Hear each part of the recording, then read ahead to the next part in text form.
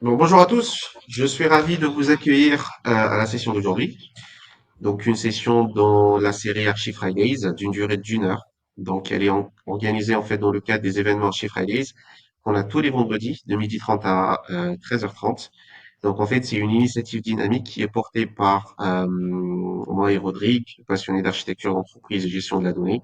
Et donc notre objectif en fait c'est d'accueillir pour chaque session, pour chaque vendredi, un invité, un expert qui va nous présenter en fait un sujet sur tout ce qui est architecture d'entreprise, architecture data. Et donc, ça sera en fait une opportunité pour nous de partager toutes ces connaissances et tout ce savoir avec vous et bien sûr d'avoir vos retours et d'avoir vos commentaires, vos remarques et vos axes d'amélioration. Voilà. Donc, du coup, je te laisse la parole, Rodrigue.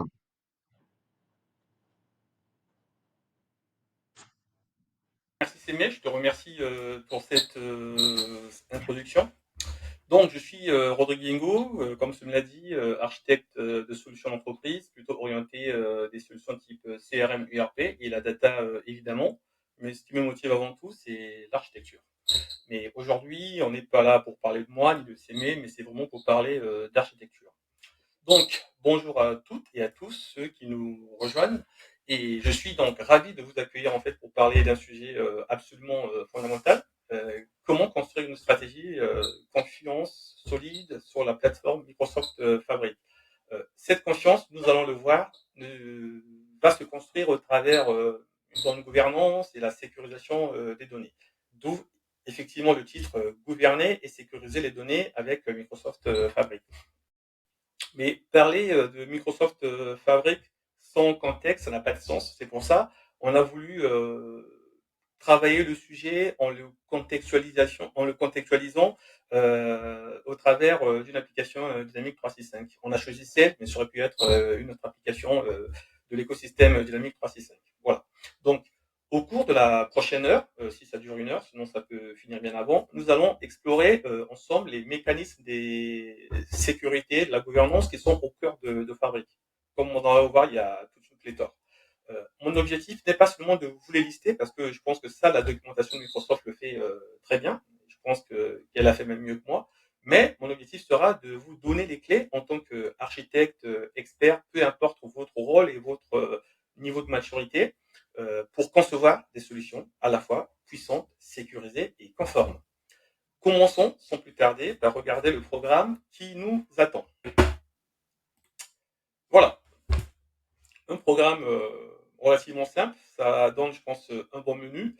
Ceci est donc notre feuille de route pour aujourd'hui. Nous allons commencer par poser les bases conceptuelles avant de plonger dans la technique. Oui, parce que contrairement à ce que l'on croit, je pense que nos métiers, c'est pas que de la technique, les concepts sont également hyper importants. Nous allons donc débuter par une discussion sur les défis actuels et la manière dont Fabric y répond à travers ces grands piliers que nous allons voir effectivement dans les prochaines slides. Ensuite, et ce sera le cœur de la partie théorique, puisqu'il y aura une partie théorique et une partie plutôt pratique. Donc, pour le cœur de la partie théorique, nous allons disséquer l'architecture de sécurité et la gouvernance en parlant des rôles, des permissions au niveau des items et bien sûr la sécurité au niveau des lignes et des colonnes, mais d'autres éléments également. Enfin, la meilleure partie, je pense que c'est vraiment la meilleure, parce que là, on touche vraiment le réel, le concret. Euh, c'est la partie où nous mettrons tout cela en musique dans une démonstration concrète. L'objectif final est simple, que vous ayez, comme je l'ai dit au début, en fait, une vision très claire de la démarche à suivre pour vos propres projets. L'idée de cette présentation nous est aussi venue parce qu'on a souvent observé dans différentes équipes, lorsqu'on déploie des projets fabriques, la question de la sécurité, voire la question de la gouvernance de manière générale, ne se pose qu'à posteriori, alors que pour nous, c'est des questions en tant qu'architecte, on doit se poser by design, c'est-à-dire avant même d'avoir commencé le projet, c'est sous cet angle-là qu'on doit attaquer les sujets, c'est sous cet angle-là qu'on doit attaquer les projets et les solutions qu'on propose. Mais avant de parler de solutions, parlons du problème. Effectivement, si on parle de solution, c'est qu'il y a forcément un problème. Pourquoi ce sujet est-il plus pertinent que jamais? Je ne sais pas si tu as une réponse, toi, Sémé, pendant que je pars à la slide suivante. Voilà. c'est un peu le prétexte pour faire la transition à ma slide, les nouveaux défis de la gouvernance, l'ère de l'IA et des plateformes de données unifiées.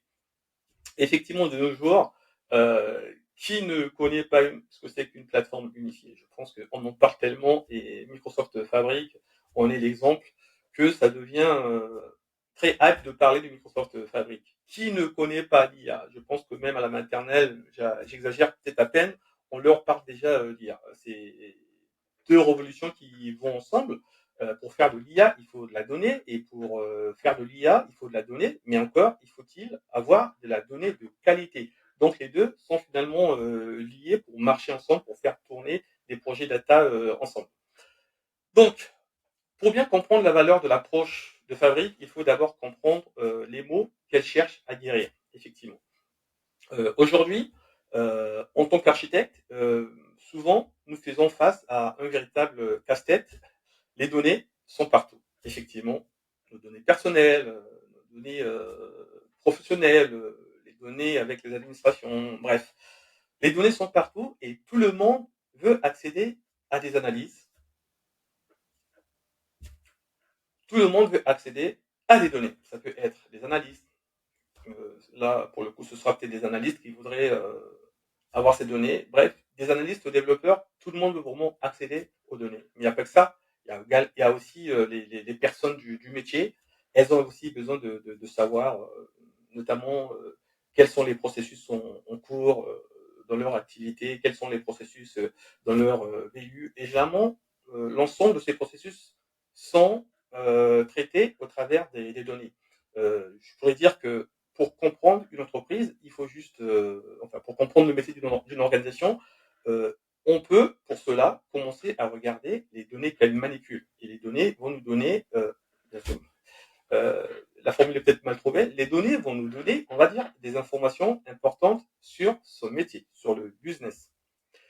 Donc, on a les analystes, les développeurs, en passant par les métiers, mais il y a aussi ceux à qui on devrait penser le plus souvent, eh bien, les pirates informatiques. Bref, on a des personnes qui ont une certaine légitimité à s'intéresser aux données, et il y a d'autres à côté qui ont, entre guillemets, une mauvaise légitimité, parce que l'idée pour eux, c'est de faire des attaques, voilà, faire du cyberpiratage, si j'ose dire, à partir de ces données. Ce qui fait qu'en tant qu'architecte, on est un peu tiraillé entre les deux parties. Euh, Ça crée donc des tensions. Comment ouvrir l'accès sans perdre le contrôle? Ouvrir l'accès, bien sûr, aux personnes qui ont une légitimité d'accéder à ces données, et sans perdre le contrôle, savoir quand même ce qu'ils ont fait, et en même temps les sécuriser, parce qu'il ne faut pas que les personnes non autorisées, entre guillemets, puissent avoir accès à ces données. Ajouter à cela la pression de l'IA. Aujourd'hui, l'IA est très gourmande en termes de data. Donc, si on ajoute à cela la pression de l'IA, qui est un formidable accélérateur pour beaucoup d'entreprises, mais l'IA est aussi un amplificateur de risques. Aujourd'hui, on voit par exemple dans beaucoup d'organisations des employés prendre des données d'entreprise, les faire traiter via ChatGPT ou d'autres voilà, services d'IA générative en ligne qui sont pour le coup gratuits, mais on ne sait pas trop ces données où est-ce qu'elles partent. Donc on voit très bien que le fait qu'il y ait l'IA, qui est la donnée, qui est accessible, ça va créer d'autres risques qu'on ne voyait peut-être pas avant. Avant, les données de l'entreprise, les réseaux de l'entreprise, on ne les faisait pas, je veux dire, analyser par des moteurs d'IA qui se trouvaient, je ne sais pas. Donc voilà un peu. Donc l'IA va jouer ce rôle amplificateur de risque. Et si les données sous-jacentes ne sont pas fiables ou sécurisées, c'est un autre élément. Ça apporte encore d'autres risques. Voilà. Mais historiquement, notre époque a été, historiquement, dans notre époque, la réponse a plutôt été d'empiler des outils. Un outil pour récupérer la donnée, un outil pour traiter la donnée, un outil pour visualiser la donnée. Presque, il y avait un outil pour toute opération qui pouvait concerner les données. Ce qui fait qu'on se retrouvait avec une pléthore d'outils. Et avoir cette pléthore d'outils, forcément, augmentait également les surfaces de contact, donc forcément des risques potentiels en termes de sécurité.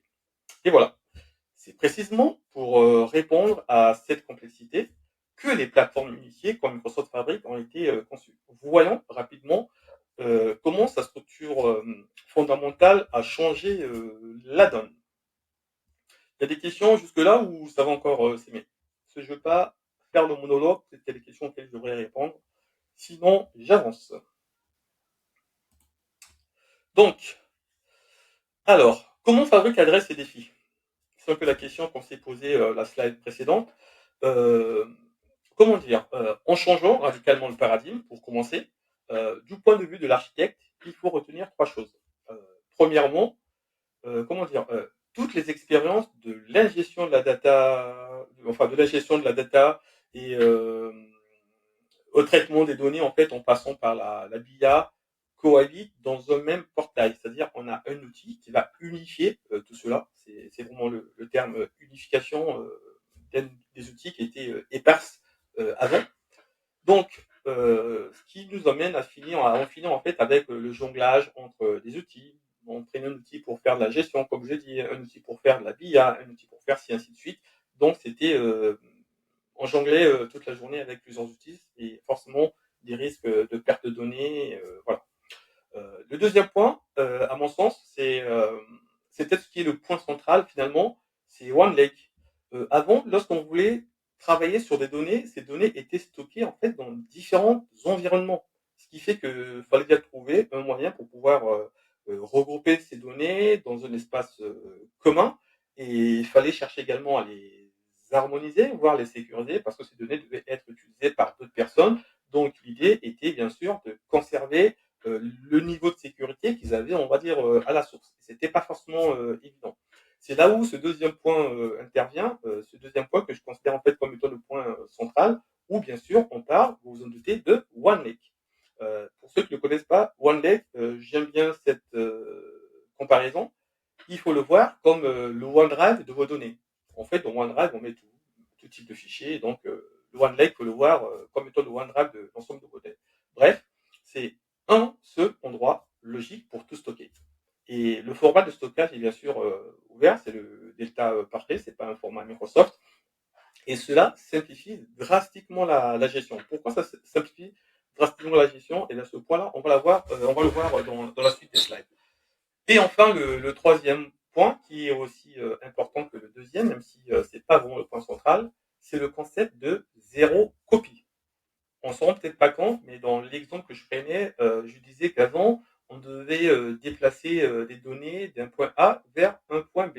Eh bien, avec des plateformes unifiées de données telles que Fabric, le concept zéro copie va s'appliquer de différentes manières. Dans le cas de Fabric, il va s'appliquer notamment grâce à ce qu'on appelle, on va dire, des shortcuts, qui sont simplement des raccourcis. Pour ceux qui connaissent un peu non, je ne vais pas faire cette comparaison. Il faut simplement les considérer, on va dire, comme étant des liens logiques qui permettent d'accéder à des données sans que ces derniers puissent être déplacés. Donc, on ne déplace plus les données, on crée simplement des pointeurs vers ces données, c'est-à-dire vers les systèmes sources dans lesquels ces données sont présentes, et ça nous permet d'accéder à ces données dans Fabric, dans notre OneLake, comme si ces données en fait y étaient présentes. Donc c'est un peu ce qu'on pourrait qualifier par le concept de zéro copie, que je qualifie comme étant en fait le troisième point important pour parler de l'architecture sécurité gouvernance de Fabric. Qu'est-ce qu'on peut donc dire? Donc je disais qu'on ne déplace plus les données, on crée des pointeurs vers ces données, ce qui est une révolution, on ne s'en rend peut-être pas compte, mais c'est vraiment une véritable révolution pour la gouvernance.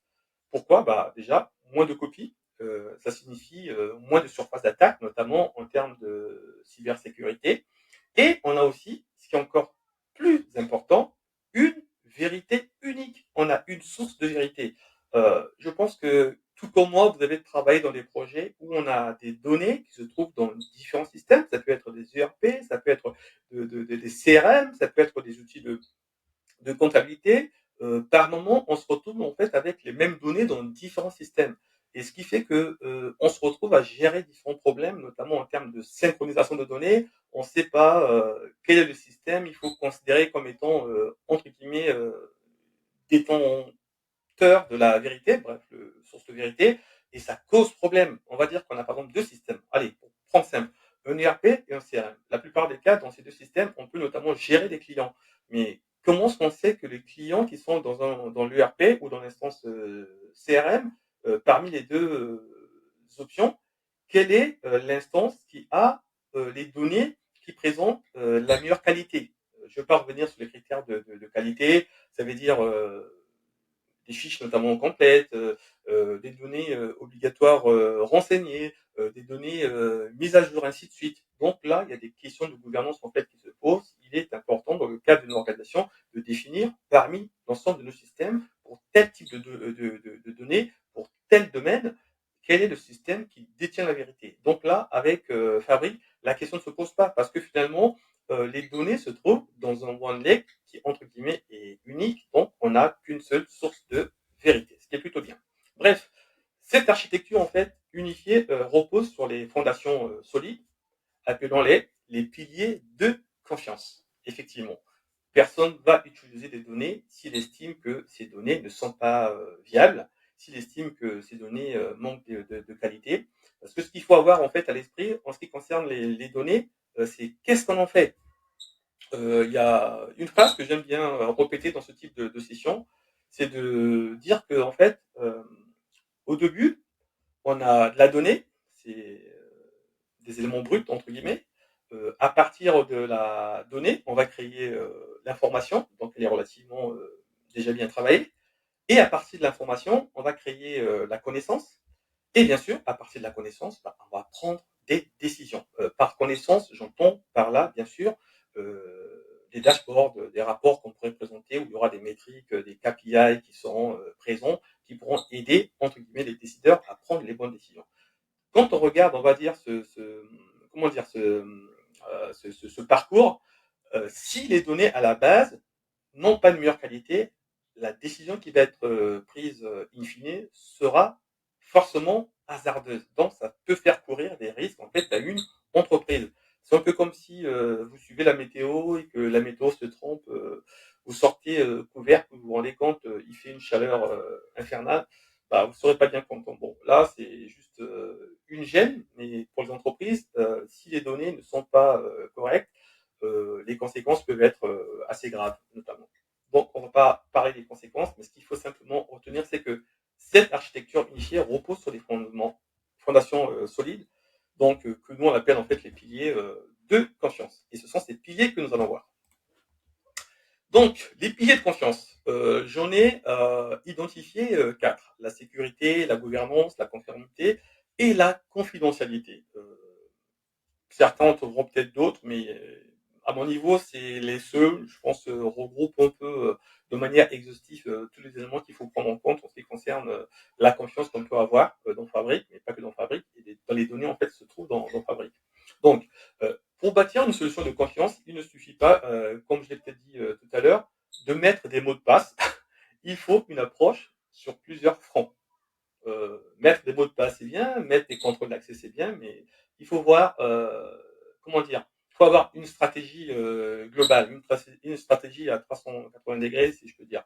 Donc, nous pouvons donc, je dirais même que nous devons décomposer cette approche en fait en quatre piliers. Un, la sécurité. La sécurité, ce sera notamment le contrôle d'accès pur et dur. Cherchez pas à comprendre. C'est donc notre sujet principal au vu du titre et de la session d'aujourd'hui. Le deuxième, c'est la gouvernance. La gouvernance sera pilotée par Purview. Effectivement, on va voir Purview dans la deuxième partie où on va faire une démo à quoi ça ressemble. C'est donc voilà, Purview, c'est donc la couche qui va apporter l'intelligence en fait à la sécurité. Comment il va nous permettre notamment comment dire de comprendre les données, leur origine, leur transformation, leur niveau de qualité. Bref, c'est essentiel pour que les utilisateurs fassent confiance au rapport et au modèle. Comment dire en fait souvent, quand on vous apporte une information, l'une des questions que vous posez, quelle est la source de cette information qui m'est rapportée? Selon la source, vous allez y accorder du crédit ou pas. Bah, là, dans Fabric, c'est pratiquement la même logique. Et cette logique-là va être appliquée au travers de Purview, en fait, va nous donner un ensemble d'outils qui vont nous permettre de répondre à toutes comment ça s'appelle, ces problématiques de linéage, de qualité, voilà, ce qui permettrait d'apporter un niveau de confiance assez élevé par rapport aux données qu'on va avoir dans notre instance fabrique. Après, le troisième point, c'est la conformité. La conformité, de nos jours, c'est un sujet qu'il ne faut pas négliger, pour ne citer que le RGPD ou le LPD en Suisse. Bref, tous les pays, pour ne pas dire toutes les régions, ont leur législation qui porte notamment sur la protection des données d'identification à caractère personnel. Ça peut être des adresses email, ça peut être différents éléments. Mais selon les industries, il peut avoir qu'on ait également des données qui doivent faire l'objet d'une attention particulière. Pour avoir travaillé dans quelques projets dans le secteur bancaire et dans le milieu financier, il y a des informations qui sont hyper sensibles, qui, pour le coup, ne sont pas des données, comment dire, d'identification à caractère personnel, qui doivent également faire l'objet d'une protection particulière, bien précise et bien gouvernée. Donc, la conformité s'assure que nous respectons les règles du jeu édictées par le législateur, comme le RGPD, comme je le dis. Et enfin, le dernier point, qui est aussi important que les trois premiers, la confidentialité. La confidentialité va encore plus loin en protégeant la donnée elle-même. Et oui, tout ça, c'est traité par la gouvernance. Je vais prendre un exemple. En masquant, par exemple, les colonnes sensibles, même pour des utilisateurs autorisés. On va dire que vous travaillez dans une multinationale, vous êtes au service comptabilité, où vous gérez un certain nombre de données. Il y a peut-être des données sensibles de votre organisation qu'on ne souhaite pas mettre à votre disposition, quand bien même ces données se trouveraient dans le système, notamment là c'est l'application de comptabilité ou le système de comptabilité, dont vous serez entre guillemets le maître. Pour ne prendre que cet exemple. Je sais par exemple que dans certains groupes, euh, pour les données personnelles, il n'y a que les personnes qui font partie des ressources humaines qui doivent accéder à ces données. Ça veut dire que même votre manager, logiquement, ne devrait pas y accéder. Ça veut même dire que si on suit la loi, ou comment dire, les règles qui peuvent être mises en interne, même le CEO, le directeur, appelez-lui comme vous voulez, logiquement, il n'est pas en droit de venir voir des informations concernant. Ça peut être notamment la paye, ça peut être notamment j'en sais rien, si vous avez été malade, les attestations, ce genre d'éléments-là, c'est des éléments qui ne doivent pas être mis entre toutes les mains. Bon, faut reconnaître que dans beaucoup d'entreprises, malheureusement, on prend certaines légèretés par rapport à la conformité, et je ne mettrai pas ma main à couper si jamais on devait faire une descente sur toutes les entreprises de France.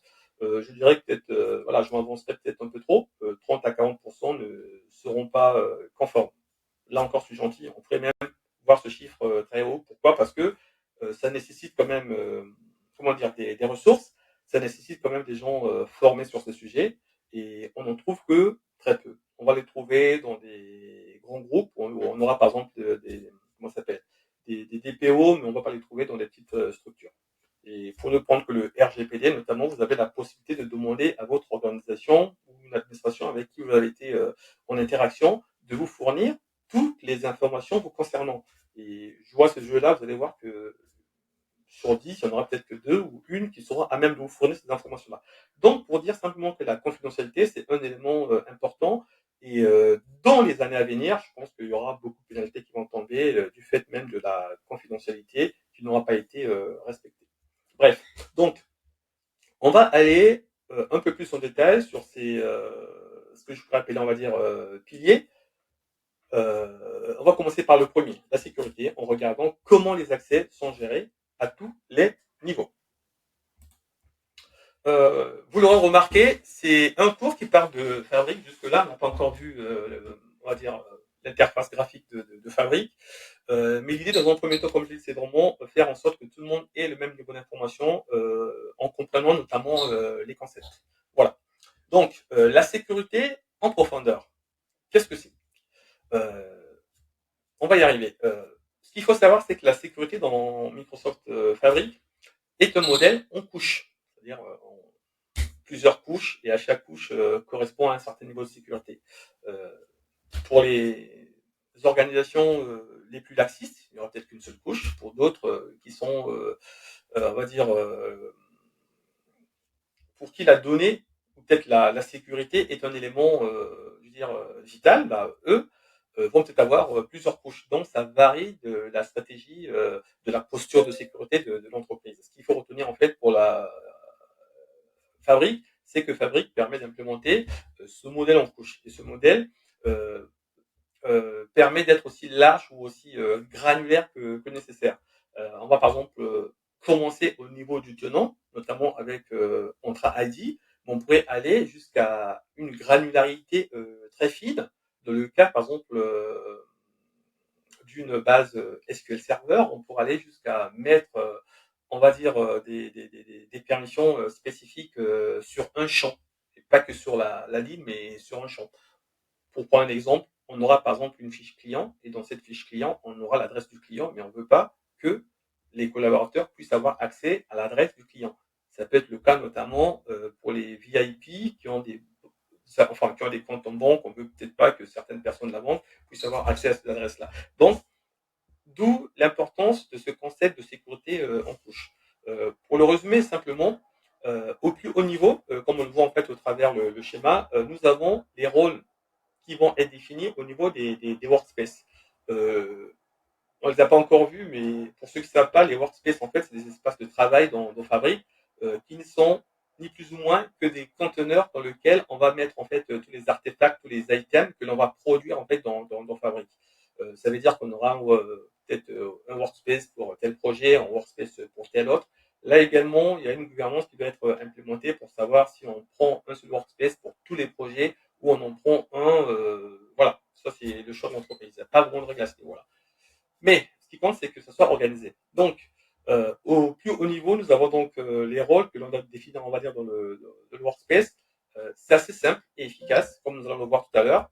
Et ces rôles vont permettre de donner des droits larges, notamment pour les administrateurs qui vont gérer tout dans le workspace, dans le contexte du workspace. Et on aura également les membres qui, eux, peuvent publier notamment du contenu.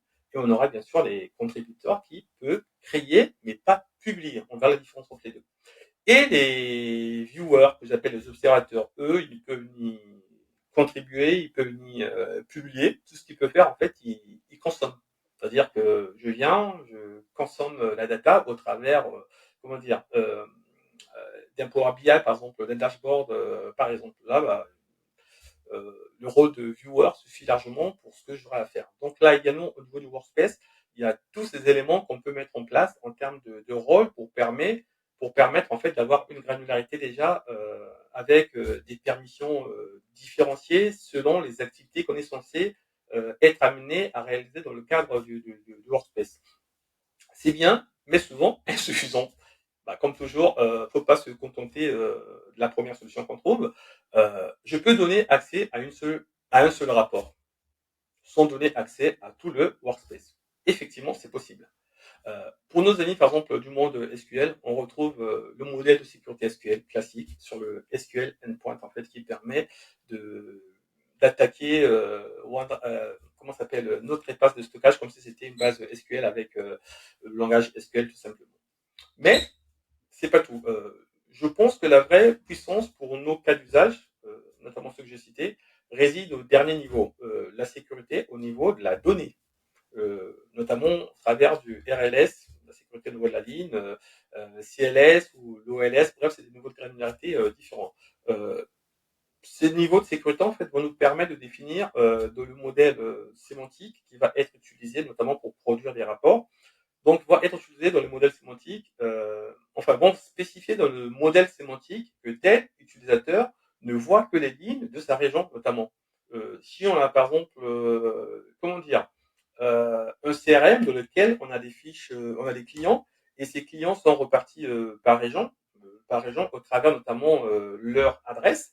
Et si on doit faire de la BIA, on doit faire, par exemple, des dashboards à travers ces tables, lorsque ces données seront importées dans Fabric, on pourra mettre en place un critère qui va dire que Rodrigue ne pourra avoir accès aux informations concernant les clients qui sont notamment en France.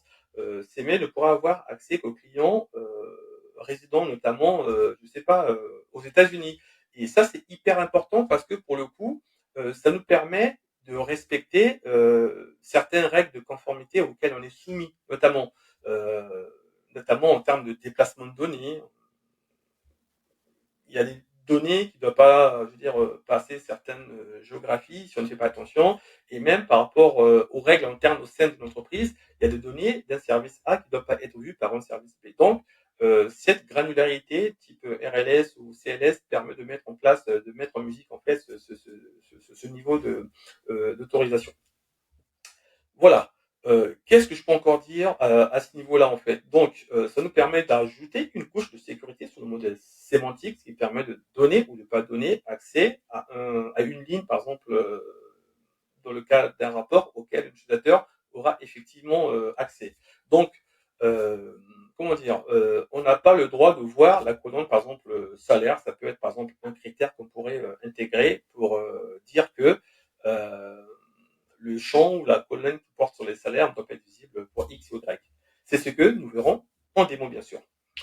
Mettons que nous savons qui a le droit de voir, qui a le droit de ne pas voir, bien sûr. Comment nous assurer que ce qu'ils peuvent ou ce qu'ils voient, en fait, est fiable, compréhensible. C'est le rôle de la gouvernance avec pure vision. Donc, let's go à la slide suivante. Je vois que le temps avance, j'espère avoir fini d'ici là. Donc là, c'est la gouvernance unifiée avec Microsoft Purview. Comprendre, gérer, faire confiance à vos données. Là, qu'est-ce qu'on peut dire? On a le Hub Purview natif qu'on pourrait voir notamment tout à l'heure lorsqu'on va commencer à regarder l'interface graphique.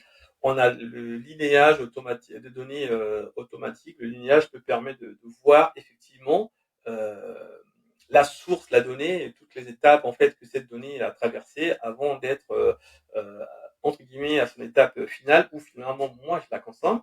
C'est pour ça que je prends le parallèle avec les informations. Aujourd'hui, en France, on a plusieurs chaînes d'information.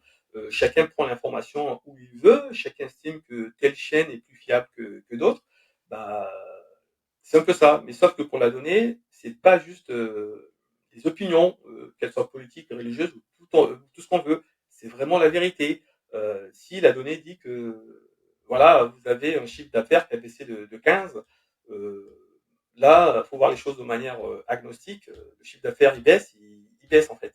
Mais c'est pas parce que c'est ce chiffre que je vois que c'est finalement c'est la vérité. Par moment, j'ai besoin d'être rassuré. Et c'est là où notamment le linéage, on va dire, va intervenir parce que ça va nous permettre de retracer notamment la source de la source qui m'a fourni cette information-là. La source qui m'a fourni cette connaissance-là, qui va peut-être m'aider à prendre la décision. Si je me rends compte que la source provient, par exemple, d'un système qui, lui, est réputé ne pas avoir des données fiables, bah là, ça contrebalance tout, finalement. Le choix que j'aurais pu prendre d'aller dans un sens ou dans un autre peut être revu du simple fait de ce critère-là qui me dit que la source n'est pas fiable.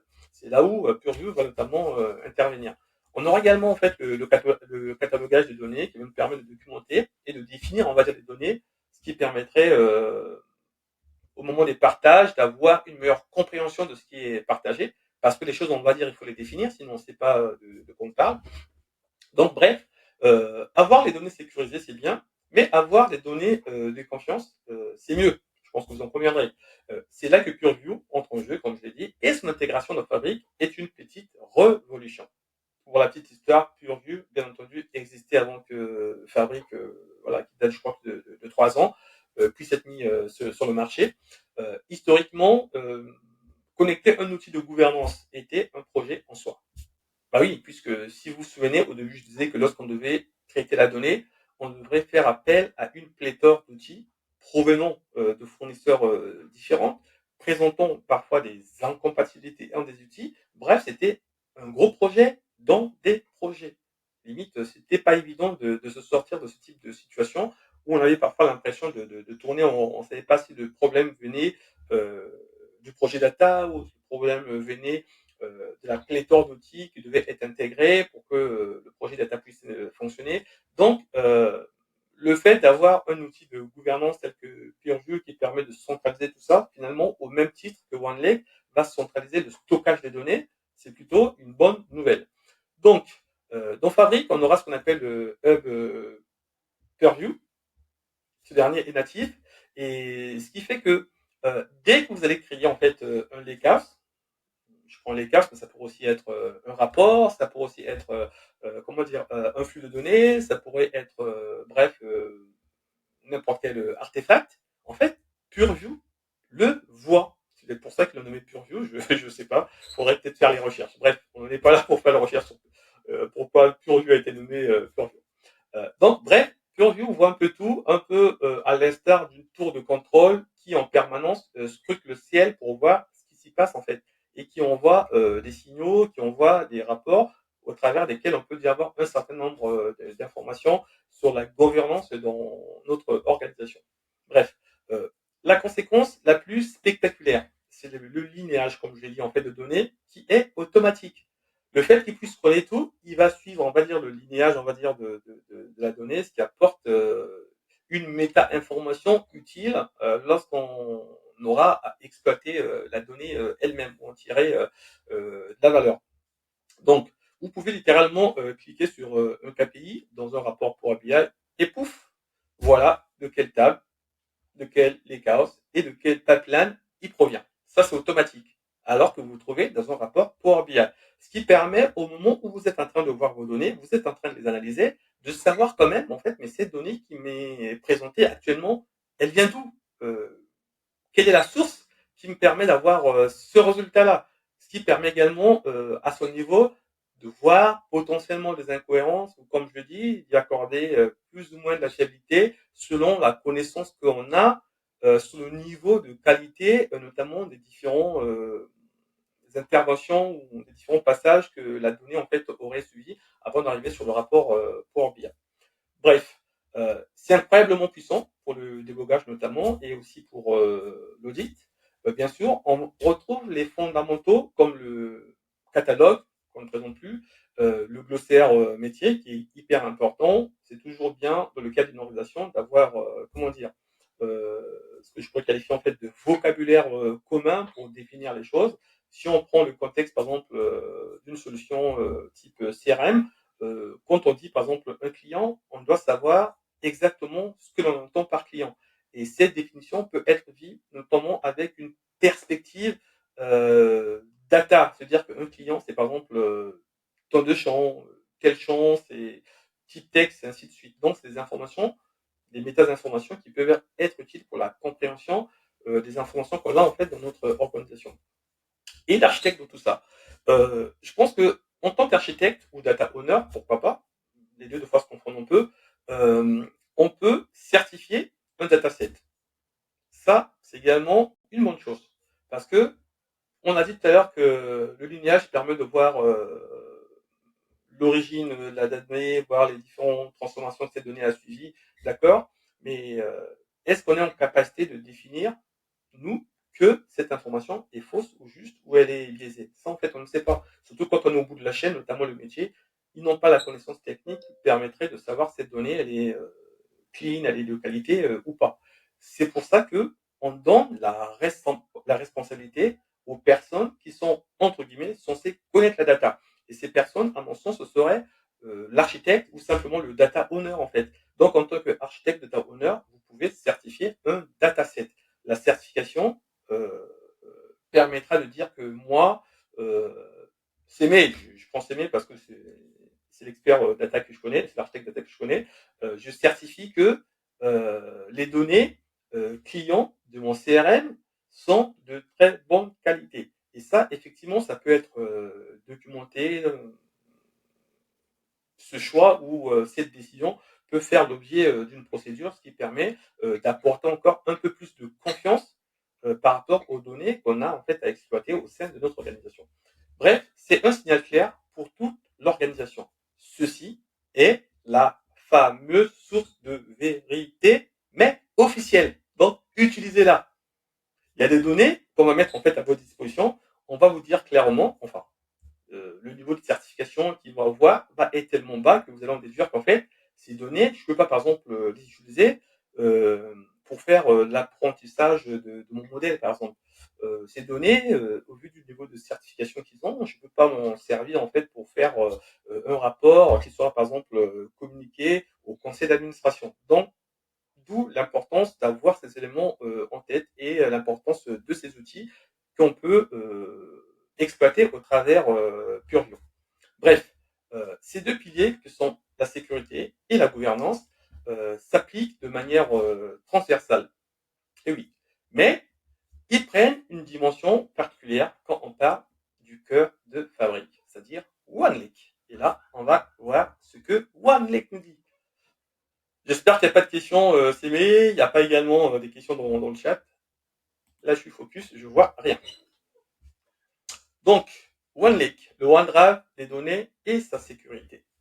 Je pense que tous ceux qui ont un OneDrive, des fois se posent la question de savoir, mais à qui est-ce que j'ai donné des permissions, qui c'est qui a accès à mon OneDrive, et ainsi de suite, en considérant que OneDrive, en fait, c'est un espace de stockage, certes, mais qui est personnel. Donc, logiquement,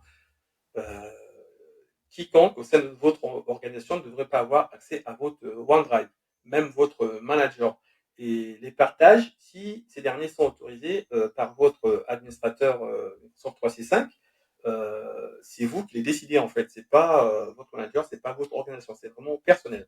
Donc si on considère que OneLake c'est un peu le OneDrive, en fait, on va dire que si OneLake est un peu le OneDrive, il vaut mieux quand même s'assurer que la gouvernance, la sécurité qui est mise, je veux dire, autour de OneLake soit supérieure à celle que l'on peut potentiellement trouver dans OneDrive, où finalement on peut faire des milliers de partages, et ne pas forcément avoir, enfin des partages de fichiers avec des personnes externes à notre organisation et ne pas avoir une réelle supervision des éléments qui ont été partagés. Ça veut dire que ces personnes, 5 ans après, 6 ans après, ils peuvent comment dire, venir consulter le fichier si on n'a pas mis en place sorte de due care, on n'a pas mis en place des précautions de base qui permettent notamment de limiter l'accès à ces fichiers partagés dans le temps. Là, on est dans un cadre OneDrive. Mais OneDrive, c'est des données personnelles. Certes, c'est des données qui sont importantes à titre personnel, mais là, dans OneLake, c'est vraiment des données de l'organisation. Donc, je pense que la sévérité ou comment dire, la diligence qui doit être appliquée doit être encore supérieure à celle qu'on peut appliquer à son OneDrive. Donc, voilà. C'est donc une structure unifiée. C'est ce qui nous permet notamment de bénéficier des raccourcis, des shortcuts, et donc permettre également d'avoir un accès unifié. Accès unifié, comme je l'ai dit avant, les données se trouvaient dans plusieurs systèmes. Là, on a un système qui va centraliser tout ça. Donc, si on doit parler un instant de la pièce maîtresse OneLake et de ce que son architecture implique pour la sécurité, on peut dire que OneLake est un concept puissant. Bon, ça c'est mon avis, après peut-être d'autres auront d'autres avis, ce qui est normal. Pourquoi je dis que c'est un concept qui est puissant On pourrait dire pourquoi on n'y a pas pensé avant, mais bon, c'est étrange, c'est comme ça, de fois l'innovation nous surprend. On a un seul lac de données pour tout le monde. C'est plutôt pas mal, puisque ça permet d'unifier justement. Et ça permet d'économiser des ressources aussi. D'accord. Mais ça ne veut pas dire que c'est le chaos. Effectivement, ça doit pas être le chaos comme dans OneDrive, même si OneLake, c'est un peu l'équivalent de OneDrive, mais dans Fabric. Il faut qu'il y ait une segmentation. Et la segmentation doit se faire via notamment des workspaces. Des workspaces qu'on a déjà présentés tout à l'heure, qui sont des conteneurs dans lesquels on va trouver tous les artefacts, tous les items en fait, qu'on va produire dans le cadre d'un projet Fabric. Donc, la segmentation doit se faire au travers des workspaces, mais ce qu'il faut savoir, c'est que ces workspaces vont agir en fait comme étant des conteneurs logiques de sécurité. Voilà. Là, on rajoute déjà une première couche, peut-être pas une première couche, mais une couche supplémentaire si on commence à compter les couches depuis le tenant, Entra ID, Role Access Control, et ainsi de suite.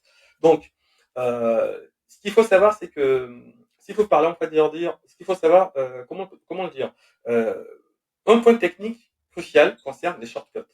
Lorsqu'on parle de OneDrive, OneLake, hormis le stockage, moi ce qui me vient à l'esprit en fait, c'est les shortcuts. Quand un utilisateur accède en fait à une donnée via un shortcut, Fabric vérifie qu'il a le droit d'utiliser le shortcut. Parce qu'en fait, le shortcut, c'est une connexion. Je pense que derrière, il doit y avoir un connecteur. Donc, ce connecteur va s'authentifier vers la source pour récupérer, on va dire, la donnée. Mais pour que l'utilisateur puisse avoir accès à ces données, faut-il encore qu'il ait accès à ces données. Donc ça, il y a une vérification, on va dire, qui est faite en fait à ce niveau. C'est pour ça qu'en termes de gouvernance, c'est les éléments qui doivent être documentés et notamment le partage de ces shortcodes doit être, je veux dire, comment dire, géré au travers des processus viables, validés un peu par les personnes concernées, si je peux dire. Et donc, comment dire en fait, Fabric va vérifier que la personne qui veut utiliser le shortcode a bien les droits sur les données sources. C'est une double vérification finalement qu'on trouve en fait à ce niveau-là. Ce qui nous amène un peu au concept zéro trust. Même si on sait que la personne est authentifiée, même si on sait que la personne est dans Fabric, logiquement c'est bien une personne digne de confiance. Mais au moment d'accéder à la donnée, en passant par notre shortcode, et bien là, la personne se tape encore une double vérification, ce qui est plutôt pas mal, ce qui est plutôt simple. Et surtout, le modèle de sécurité est unifié. On ne va pas gérer la sécurité dans tel système A, on ne va pas gérer la sécurité dans le système B. On met tout ensemble, on met tout au même endroit et on gère la sécurité. Pourquoi je dis ça Dans cette présentation, j'ai voulu faire un peu le parallèle avec Dynamics 365. Lorsqu'on est dans Dynamics 365, on a un modèle de sécurité qui est, je pourrais dire, hyper complexe pour ceux qui connaissent. On aura des environnements qui interviennent un peu comme des conteneurs. Dans un environnement, on aura une instance, par exemple, Dynamics 365, donc notre application. Et dans cette application, il y aura toute une série d'éléments liés à la sécurité, notamment les groupes, notamment, enfin, peut-être les équipes, comment dire, les rôles, les business units, voilà. Et quand on doit récupérer la data dans CRM, notamment dans la base Dataverse, pour la déverser notamment dans Fabric, c'est pas dit que ces permissions vont être transférées avec la donnée. Ça, c'est un élément qu'il faut avoir à l'esprit. Le shortcode va nous permettre de récupérer la donnée. Mais une fois que la donnée se trouve, on va dire, dans Fabric, la personne qui a le droit de lecture sur la donnée, bah, va accéder, on va dire, à la donnée. Et ça se trouve que cette même personne, euh, si elle va dans CRM, qui est donc la source, n'aurait pas accès à la même donnée. Et là, qu'est-ce qu'on fait? Bah, la logique voudrait qu'on puisse reproduire, on va dire, les mêmes permissions selon la gouvernance, on va dire, de l'entreprise. Et ça, malheureusement, beaucoup n'y pensent pas. Ils n'y pensent pas parce que ça demande quand même du temps, d'une part, et d'autre part, il faut quand même connaître le modèle de sécurité des solutions Dynamics 365, notamment applicables à Dataverse, pour pouvoir le reproduire. Ce qui expliquerait que finalement, involontairement, on se crée une faille de sécurité sans s'en rendre compte, alors qu'il y a des outils qui sont là pour sécuriser notamment cette partie. Bref, il y a une double vérification, mais au-delà de cette double vérification, il y a quand même des actions qui doivent être menées pour s'assurer que le niveau de sécurité de la source est, on va dire, au pire égal à ce qu'on trouve sur la cible, voire celle de la cible est supérieure à celle qu'on a à la source. C'est vraiment une bonne pratique, je pense. Donc, et surtout, ce qu'il faut aussi savoir, c'est que le modèle de sécurité est unifié. Donc, que j'attaque mes données en SQL, c'est pareil. Que je les lise avec un notebook, là on passe vraiment sur du Python, ça peut être un notebook Spark, c'est pareil en fait. Donc chacun va un peu avec le langage, les outils avec lesquels il est plus ou moins, comment dire, à l'aise, ou les activités qu'ils veulent effectuer au regard de ces données, ou que je les affiche en fait dans un rapport Power BI en mode direct click par exemple. Là c'est pareil en fait, les permissions doivent accompagner ces données. Bref, la même couche de sécurité s'applique partout. C'est la promesse d'une politique de sécurité unique. Donc c'est un système qui est unifié, mais la promesse d'une politique de sécurité est là pour le coup aussi unique, puisque la même politique s'applique à toutes les données que l'on va trouver dans OneLake, en implémentant bien sûr le minimum de sécurité qu'il faut appliquer, en tenant compte dans un premier temps au niveau de sécurité qu'on a à la source et éventuellement à une couche supplémentaire de sécurité qu'il faudrait appliquer dans le cadre de Fabric. Bon, là le temps il avance, on va peut-être essayer d'activer. Donc, mettons maintenant tous ces pièces ensemble dans un schéma d'architecture. Waouh, j'avoue que le schéma je ne l'ai pas regardé, je ne sais pas ce que ça va donner.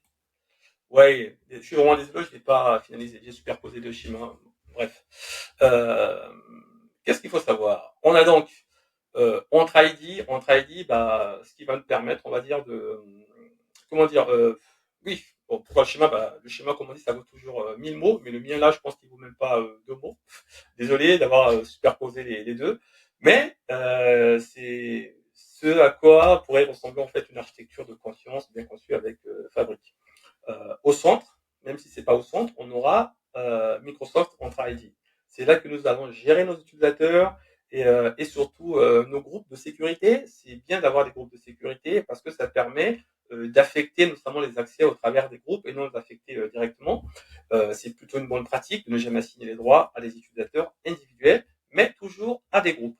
Ensuite, ces groupes sont utilisés dans Fabric pour assigner des rôles. Au niveau, par exemple, des workspaces, on a vu les différents rôles qu'il y avait. Bah, ces différents rôles, plutôt que de les assigner à l'utilisateur, on va les assigner en fait aux différents groupes. Par exemple, le groupe Data Engineer sera contributeur à l'intérieur du workspace sur les items spécifiques comme Dataset ou Power BI notamment. Quoi d'autre encore? Nous appliquons donc les règles de sécurité granulaires comme le RLS, là également en tenant compte de ces groupes. On va dire que tel groupe a le droit de lire par exemple cette ligne et ainsi de suite. En les assignant à des groupes. Bref, plus spécifiques comme celle director, région A, le cas d'une entreprise qui évolue sur plusieurs régions. On veut que tel directeur ou tel manager ne puisse avoir accès que données provenant de tel trésor. Et par-dessus tout, on a Purview, qui est un peu, comme je disais, la tour de contrôle, qui lui va agir comme la tour de contrôle. Lui, il va observer, tout cartographier. Quand je dis cartographier, il va également cartographier les relations avec le lignage, s'il faut dire. Il va enrichir tout avec des métadonnées. Donc, il va prendre les données, il va rajouter une couche d'informations au travers des métadonnées, ce qui nous permettrait d'avoir un contexte pour chaque donnée que l'on trouve, on va dire, dans notre système. Bref, assez de théorie, il est temps de voir cette architecture en action. Passons à la démonstration. Il nous reste combien de temps, Séné? Il y a quelques minutes? Là, je ne t'entends plus, là.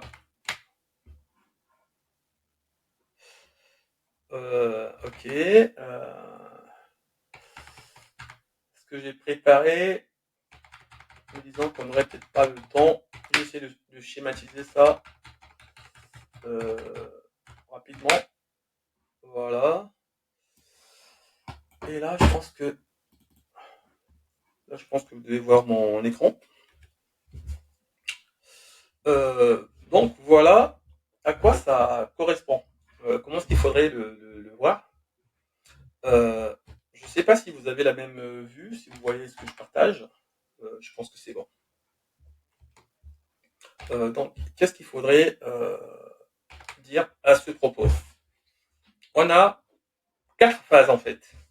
S'il faut explorer le cas d'une solution fictive, on doit récupérer des informations de vente présentes dans Dynamics 365, notamment celles, et les visualiser in fine dans un Power BI. Et en passant, on va faire du machine learning en entraînant un modèle, notamment pour avoir certaines informations. Parmi ces informations, ça peut, si on est dans le cas d'un CRM, notamment être d'évaluer la probabilité que le client puisse acheter ou pas, ce qui fait qu'on pourrait notamment focaliser toute notre énergie, toute notre attention envers ce client. Donc, au niveau de la gestion, bah, la gestion des données, comme on l'a dit, elle doit se faire par des shortcuts. Donc, la question ne se pose pas. La première consiste en fait à connecter les données, source de 365 avec notre fabrique. Et là, on ne les duplique pas, un peu comme on le disait. Donc, je ne sais pas si je peux. Voilà, on a donc notre source de données qui est dynamique 365. On a notre shortcut qui est donc un lien logique qui va rattacher notre source de 365 et le OneLake qui va se trouver dans comment ça s'appelle Microsoft Fabric, mais au travers d'un lakehouse. Ça c'est la première partie. Et là, qu'est-ce qu'on va dire? On va par exemple récupérer les données concernant les leads, les données concernant les opportunités, concernant les comptes, concernant par exemple les utilisateurs du système. Mais l'avantage avec cette méthode qui consiste à passer par des shortcuts, on peut récupérer les tables de manière sélective. On n'a pas besoin de récupérer toutes les tables. Et ce qui fait qu'en fonction des rapports que l'on va produire, on peut se limiter à ne récupérer que les tables en fait qui sont concernées par la connaissance ou l'information qu'on veut produire in fine. ou si c'est par exemple une analyse ML, par exemple, par les tables qui sont concernées. Si on veut par exemple faire l'analyse des prospects, savoir quels sont les prospects qui sont prêts à nous acheter notre produit le plus cher, en analysant par exemple les informations concernant les leads, peut-être les interactions, autrement dit les activités qu'on a eues avec ce lead-là, on peut avoir cette information. Donc après la gestion, on commence à passer en fait à la gouvernance. Qu'est-ce qui se passe? Dans notre structure, on va dire, de gouvernance, on aura un workspace, c'est production. Ça veut dire dans Fabric, en fait, on va créer deux workspaces. Le premier, c'est, comme vous voyez, c'est pour les ventes et la production. Et le deuxième, ce sera en fait pour les responsables, tout ce qui est reporting notamment, ou KPI ou éléments décisionnels. L'idée, c'est pas de tout mettre dans un même sac, dans un même conteneur, et c'est de pouvoir, on va dire, les différencier. Pourquoi? Parce que les personnes, comme on a dit, qui auront accès à telle information, ne l'auront pas forcément pour telle autre information. Donc à ce niveau-là, le workspace intervient en tant que conteneur qui permet d'implémenter une couche de sécurité, bien que high level, mais qui a quand même son importance. Après, en troisième lieu, on a la sécurité. Là, j'ai essayé de symboliser des utilisateurs pour que ça soit, entre guillemets, assez parlant. On a un utilisateur A et un utilisateur B. Les deux utilisateurs ont accès au même modèle sémantique, c'est-à-dire la représentation du modèle qui est utilisé dans les dashboards notamment, par Power BI. Les deux ont accès logiquement au même modèle sémantique. Mais il y a des règles RLS en fait qui sont appliquées, qui sont actives. Qu'est-ce qui va se passer? L'utilisateur B n'aura pas accès aux données auxquelles potentiellement l'utilisateur A va avoir accès. Pourquoi? Parce que ces données ont été exclues de son champ d'accès, si je peux dire. Voilà. Et pour ça, c'est simple. On va simplement dire si domaine est égal à ceci, accès ou pas accès en fait. Donc il y a, je veux dire, implémenter ce type de logique n'est vraiment pas compliqué si on doit le faire par exemple au travers de PureView. Si on a le temps, on ira voir. Après, l'analyse machine learning. Bon, pour optimiser les efforts de vente, nous pouvons développer des modèles de machine learning. Comme je l'ai dit, on peut notamment analyser les données concernant les leads et pour ça, on va utiliser des notebooks Spark qui, lui, va effectuer la transformation de ces données, va effectuer, on va dire, une classification en se basant sur un modèle qu'on aura pré-entraîné. On peut l'entraîner avec nos propres données sur les règles qui sont connues 20-80. Et ce qui nous permet à la suite, on va dire, d'avoir des leads scoring, des, des scores, on va dire, de prospects. Et le score, notamment, comme je l'ai dit, c'est est-ce que ce prospect va m'acheter quelque chose ou pas, et ainsi de suite. Ce qui permet d'orienter, on va dire, son attention, son énergie vers des gens qui sont prêts à nous quitter ou vers des gens qui sont prêts à acheter. Voilà. Donc voilà. Et là, qu'est-ce qu'on va utiliser? Comme on le dit en fait, c'est Spark, Python, et on aura Python, par exemple, la bibliothèque Skill Learn, dans lequel on va trouver tout un ensemble de modèles applicables pour faire du machine learning. Et c'est du open source, donc c'est totalement gratuit. Et ça peut être implémenté notamment au travers des notebooks. Donc voilà, à la fin, qu'est-ce qu'on a? On a en fait du lead scoring. Et après, pour finir, on a notre visualisation Power BI. Là, qu'est-ce qui va se passer? Une fois qu'on a construit, on va dire, notre modèle sémantique, une fois qu'on a récupéré les différentes informations dont on a besoin pour produire ce modèle sémantique, une fois qu'on a implémenté la gouvernance, la sécurité qui va bien, on se retrouve, on va dire, avec des modèles qui, eux, enfin, des modèles, des dashboards qui, eux, répondent, on va dire, aux besoins qui étaient celui de départ de faire l'analyse des prospects, et également de produire des éléments visuels type Power BI pour pouvoir piloter, on va dire, son activité. Donc voilà, et il nous reste quelques minutes. Je vais vous montrer grosso modo à quoi ça ressemble. Là, on se trouve donc dans Microsoft Fabric. Effectivement, les workspaces, en fait, on les crée à ce niveau-là. Une fois qu'on les a créés, là, par exemple, j'en ai un. On s'en fout un peu. Qu'est-ce qu'on peut faire? Si on se positionne sur un workspace, à ce niveau-là, de notre layout, on a la possibilité de récupérer les données. On a plusieurs méthodes. Là, c'est la méthode notamment qui va nous permettre de récupérer ces données au travers d'un raccourci, donc un shortcut. Et là, comme vous le voyez, en fait, vous avez votre base Dataverse. Il va vous demander d'effectuer des connexions. Soit il y a des connexions qui existent, sinon il faudrait en créer. Et vous avez plusieurs possibilités. La première, c'est d'utiliser notamment un principal de sécurité. Bien que le permettant, je pense que il n'est pas encore utilisable de nos jours. Ce qui se fait, c'est juste utiliser, on va dire, un compte utilisateur. Et une fois qu'on l'a fait, on a la possibilité de filtrer le nombre de les tables qu'on veut récupérer et de mettre un filtre secondaire pour pouvoir alimenter toutes ces tables. Donc voilà un peu qu'est-ce que je peux dire par rapport à aussi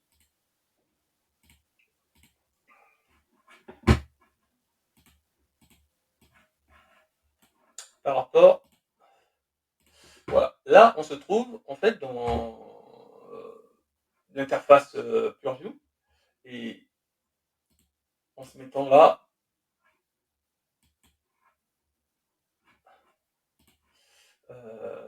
paramètres, bon, afficher les détails, ok, c'est pas ce que je cherche à faire. Il va me demander de m'authentifier, sûrement, vu que la session.